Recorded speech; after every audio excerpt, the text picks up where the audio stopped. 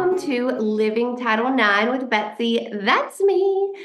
Today I have some really special guests with me, and I'm going to let them introduce themselves. But we are going to be talking about barriers to reporting, and these two are actually going to lead our prevention series training, and that will happen in April. They're going to lead the first section, which is on barriers to reporting. And so a lot more to come on that series of trainings that we're hosting. But today we're just going to get the conversation started about barriers and all of those things. And we just saw Lindsay the cat. So I'm going to let Lindsay introduce herself and that beautiful kitty that just walked into our conversation today. Oh, thank you. Hi, I'm Lindsay Hatzis. I am one of ICS's Title IX and Equity Specialists, and the tail that you keep seeing is Pebbles, one of my cats who really likes to be present whenever we meet virtually.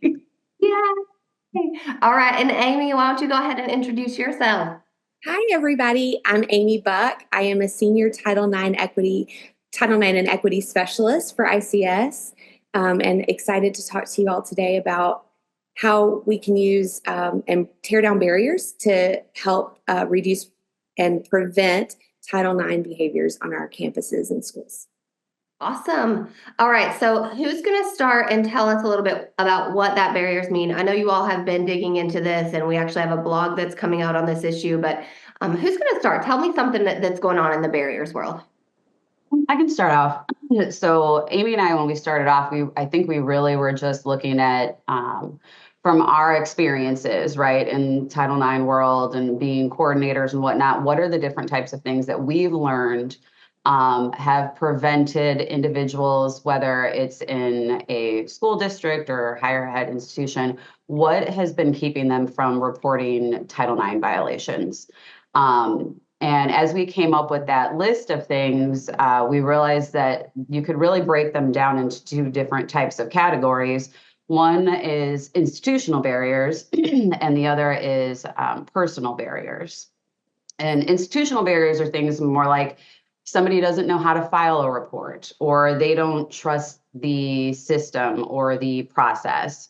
Whereas a personal barrier might be they're worried about retaliation from the offending party, right? Or they feel shame about what happened and don't want to come forward, things like that. And based on that list of what we came up with, we were then looking at what are ways that we can really break those down so that people feel more comfortable coming forward. Some things we have a lot more control over at the institutional level, and some are a little bit more difficult when they're a personal barrier. And so I don't know if Amy wants to talk a little bit about, we really talked about having trauma-informed practices to help break down that type of barrier. Yeah, I think it's really important for us to think about as an institution or as a school, how we can really tear these barriers down one by one, kind of a brick at a time. And some of the ways we can do that are, of course, through the compliance piece. We have to make sure that we're doing what the law and the regulations require of us.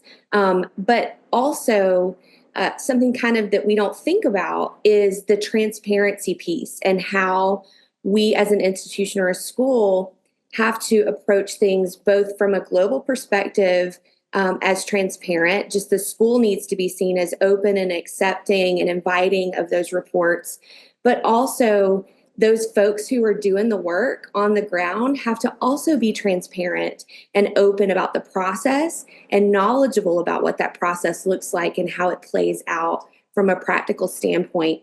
And one of the ways that we are transparent is by making sure that we're using those trauma-informed practices and thinking about what it feels like to sit on the other side of this process. So when we're Title IX professionals, and we know the process like the back of our hands, sometimes we take for granted the emotion and the feelings that the person that we're speaking with is going through because of either the Title IX process or from some other trauma that they've brought along with them. And so I think it's really important that we think about these things from that perspective as well, because it's easy to be compliance minded, but it's sometimes a little bit different. And we have to really stretch ourselves to think about things from that compassion, care, and support point of view.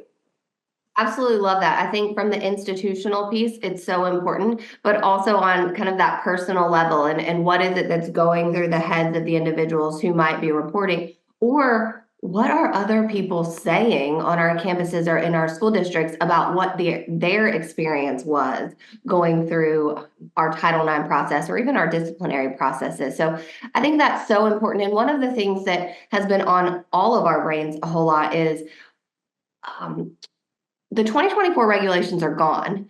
We got a requirement about barriers in those 2024 regulations, but it is still a best practice. And in fact, was a best practice before these 2024 regulations came out. And there are expectations from OCR, the Department of Education, the Department of Justice, across the board that we are looking at these barriers. So just a quick thought on that, and then we'll wrap up for today, but y'all are awesome. So tell me what your thoughts are on continuing just to make sure that we're doing this right.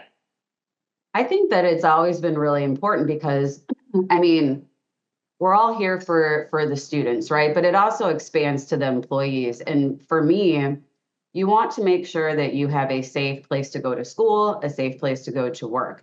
And if people are not comfortable reporting things that are going on, how are we able to make sure that they have that safe space, right, for their education and for their work? So I think regardless of whether a regulation tells us we need to be doing this, we should be doing this, right? Because we want to do what's best for everybody and make sure that we know what are those things at our school that are preventing people from coming forward. Because if we know what those things are, then we can work towards breaking them down and providing that assistance to everybody at the school, right? That's kind of my thoughts on it. Yeah, I think it's easy to kind of get bogged down with the 2020 regs, the 2024 regs, and think about how they're all different. But at the end of the day, if we are an institution or a school that is leading with care and support, we're going to want to identify barriers so that we can prevent this kind of behavior from popping up in our schools. And we can't completely prevent it. I want to just say one note here about how the numbers can sort of fool us sometimes. I think sometimes we put too much credence on the number of reports that we're having. Of course, we have to look at that and we have to analyze that data. But sometimes we think, if we're not getting a lot of reports, we are not having a lot of problems. We're not having a lot of violating behaviors and Title IX violations.